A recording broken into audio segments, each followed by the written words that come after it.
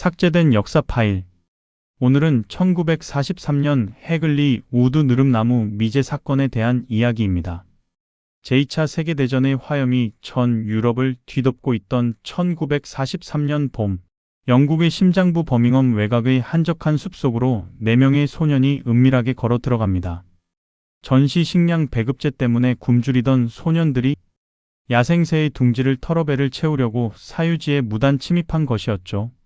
그곳에는 거대하고 기괴하게 뒤틀린 느릅나무 한 그루가 서 있었습니다.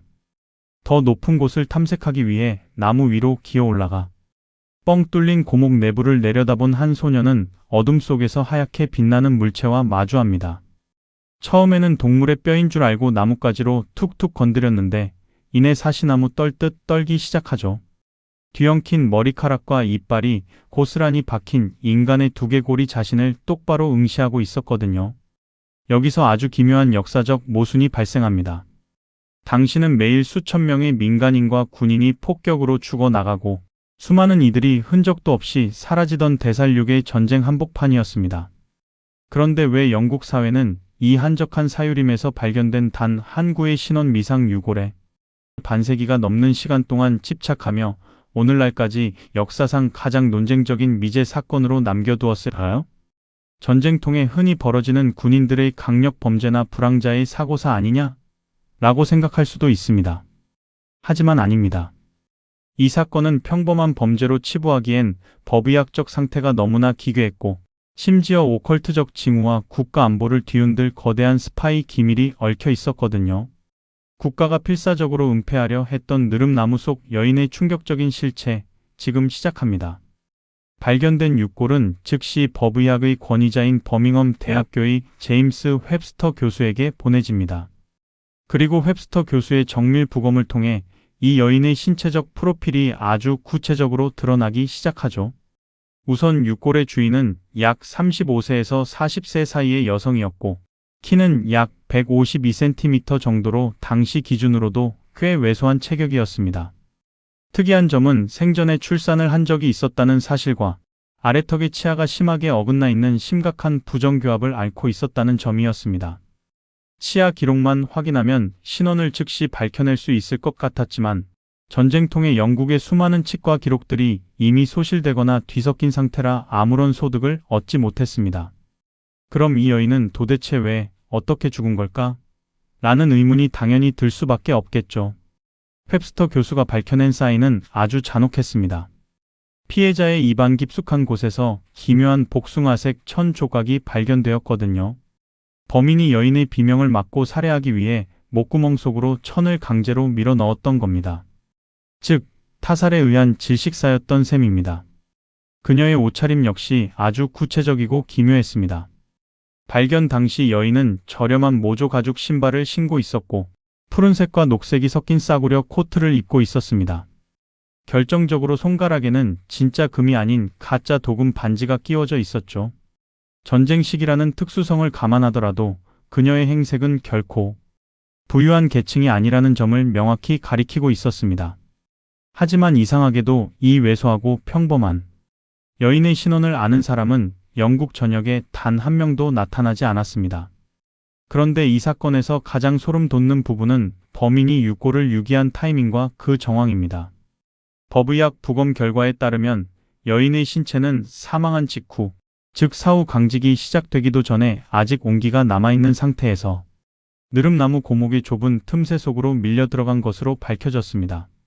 사람이 사망하면 몸이 굳어버리기 때문에 사후 강직이 진행된 후에는 그 비좁고 기괴하게 뒤틀린 나무 구멍 속으로 시신을 완벽하게 밀어넣는 것이 물리적으로 불가능하거든요. 범인은 범행 직후 시신이 딱딱하게 굳기 전 아주 긴박하게 움직여서 나무 안으로 처박았던 셈입니다. 그렇다면 범인은 왜 하필 그 깊은 숲속의 늙은 느릅나무를 선택했을까? 라는 의문이 생기죠. 이 대목에서 우리는 범인이 이 지역의 지리를 완벽하게 꿰뚫고 있는 로컬, 즉 현지인이었을 확률이 매우 높다는 팩트와 마주하게 됩니다. 사건이 발생한 해글리 우드는 외지인이 쉽게 찾아올 수 있는 열린 공간이 아니라 아주 은밀하고 복잡한 사유림이었습니다. 게다가 고목 내부가 텅 비어 있어서 시신을 숨기기 안성맞춤이라는 사실은 평소 이 숲을 제 집처럼 드나들며 유심히 관찰해 온 사람이 아니고서는 결코 알 수 없는 비밀이었거든요. 범인은 수사관들의 눈을 피해 완벽한 은폐 장소를 골라냈고 실제로 그녀의 육골은 무려 18개월 동안이나 세상에 드러나지 않았습니다. 대전쟁의 혼란 속에서 군경의 감시망을 뚫고 가장 완벽한 타이밍에 가장 은밀한 장소에 시신을 은닉한 범인의 치밀함. 하지만 수사가 미궁으로 빠지려던 바로 그 순간 전 영국의 등골을 오싹하게 만든 기묘한 단서들이 연이어 나타나기 시작합니다. 사건 발생으로부터 1년여가 지난 1944년 말 수사는 범인의 꼬리조차 잡지 못한 채 완벽한 교착 상태에 빠져 있었습니다. 수사관들이 완전히 두 손 두 발 다 들었을 무렵 버밍엄 인근 올드힐에 하덴 힐 로드 벽면에 기괴하고 정교한 필체의 낙서가 불쑥 등장하기 시작하죠. 최초의 낙서는 분필로 정성스럽게 적힌 누가 루벨라를 느릅나무 속에 넣었는가? 라는 문장이었습니다. 그런데 며칠 뒤 버밍엄의 어퍼 딘 스트리트에서도 똑같은 문구의 낙서가 연이어 발견됩니다. 필체 분석 결과 놀랍게도 동일 인물이 작성한 것으로 확인되었죠. 게다가 이 낙서들은 아이들의 장난이라고 치부하기에는 도저히 손이 닿지 않는 아주 높은 위치에 정교하게 쓰여 있었습니다. 성인이 뚜렷한 목적과 의도를 가지고 작성했다는 강력한 증거였던 셈입니다. 시간이 흐르면서 문구는 오늘날 널리 알려진 누가 벨라를 느릅나무 속에 넣었는가? 라는 문장으로 양식화되었고 무려 200년이 넘은 클랜트의 위치버리 오벨리스크 돌벽 등 공공장소마다 끊임없이 새겨지게 됩니다. 그럼 낙서를 한 사람은 도대체 왜 이런 짓을 벌인 걸까? 라는 의문이 생길 수밖에 없겠죠. 사실 이 낙서 현상이야말로 이 사건이 품고 있는 거대한 사회 구조적 모순을 정면으로 폭로하고 있습니다. 낙서를 적은 미상의 저자는 공권력의 공식적인 수사망을 철저히 불신하거나 우회하고 있었던 겁니다. 그러면서도 동시에 자신은 피해자의 구체적인 이름인 루벨라 혹은 벨라를 알고 있고 그녀가 어떤 참극을 당했는지 결정적인 정보를 쥐고 있음을 대중에게 암시하고 있었거든요. 하지만 그는 사법 당국에 직접 제보해서 범인을 잡는 정상적인 통로를 거치지 않았습니다. 왜 그랬을까요? 전시 사법 체계의 불투명함이나 비밀 경찰의 감시 혹은 범인 조직으로부터 받을 개인적인 보복이 너무나 두려웠기 때문입니다. 국가의 시스템 안으로 들어가지 못한 한 개인이 벽면이라는 공공의 영역을 빌려 진실을 요구한 은밀한 사회적 저항이자 사적 정의의 요구였던 셈입니다. 이 기괴한 낙서 덕분에 차가운 고목 속에서 지워질 뻔했던 이름 없는 주검은 비로소 벨라라는 인간으로서의 인격을 획득하고 세상의 주목을 받게 됩니다. 낙서가 남긴 미스터리가 도시 전체를 뒤흔들고 있을 때 학계와 대중 사이에서는 이 사건을 바라보는 또 다른 기괴하고도 소름 돋는 시선이 고개를 들기 시작합니다. 바로 이 사건이 단순한 원한 관계나 강도 살인이 아니라 고대의 사악한 주술이나 마녀 처형 의식과 관련이 있다는 오컬트적 가설이었죠. 이런 주장이 뜬구름 잡는 소문처럼 퍼진 데에는 법의학 부검 결과에서 드러난 아주 기묘한 팩트가 한몫을 했습니다. 발견 당시 여인의 육골은 몸통과 두개골이 한 곳에 모여 있었지만 유독 한쪽 손목 이하의 뼈들만 따로 분리되어 나무 밑동 근처에 아주 정교하게 유기되어 있었거든요. 이를 두고 저명한 민속학자이자 인류학자인 마거릿 머레이 박사는 고대부터 내려오는 사악한 마법 의식인 영광의 손 주술을 언급하기도 했습니다. 영광의 손이란 교수형에 처해진 범죄자의 손을 잘라내어 특별한 의식을 거쳐 만드는 일종의 주술적 촛대인데 이를 가진 자는 다른 사람을 잠재우거나 문을 열 수 있는 초자연적인 힘을 얻는다고 믿어졌거든요. 그저 동물들이 뼈를 물어뜯어서 사방으로 흩어놓은 우연의 일치 아니냐? 라고 반론할 수도 있습니다. 하지만 숲속에 굶주린 들짐승들이 시신을 훼손했다면 왜 다른 부위는 좁은 나무 틈새 속에 온전히 보존된 채 오직 손목뼈만 깔끔하게 분리되어 숲바닥에 떨어져 있었을까요?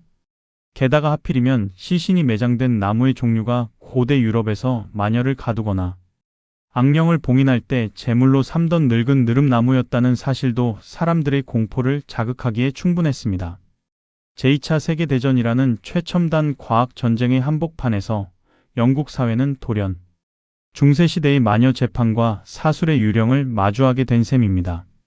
대포와 폭탄이 오가는 현실 이면에는 이처럼 기괴하고 낡은 종교적 맹신이나 기괴한 사적 처형 의식이 여전히 살아 숨쉬고 있었던 것일까요? 하지만 이 오컬트적인 공포보다 더 서늘하고 국가의 명운을 뒤흔들 진짜 실체는 따로 있었습니다. 마녀의 저주라는 오컬트 소동 이면에는 이보다 훨씬 더 현실적이고 서늘한 국가 기밀이 숨어 있었습니다.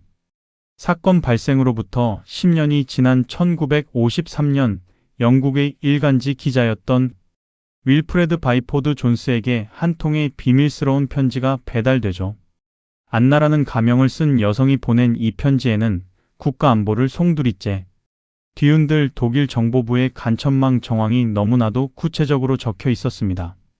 그녀의 고백에 따르면 전 남편이었던 잭 모섭은 제2차 세계대전 당시 독일의 영국 군수공장 폭격을 돕기 위해 암약하던 비밀 첩보 조직의 일원이었습니다.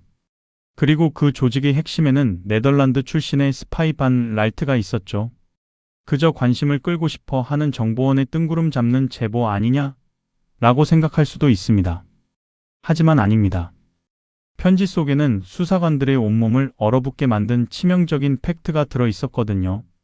잭 모섭과 반 랄트는 독일 기밀을 너무 많이 알아버린 클라라벨라 드론커스라는 네덜란드 여성을 차량 안에서 잔혹하게 교살한 뒤 사후 강직이 오기 전에 하글리 우드의 느릅나무 속으로 밀어 넣었다고 고백했습니다. 낙서 속 루벨라와 이름이 완벽하게 교차하는 순간이었죠. 결정적인 증거는 잭 모섭의 행적에 있었습니다.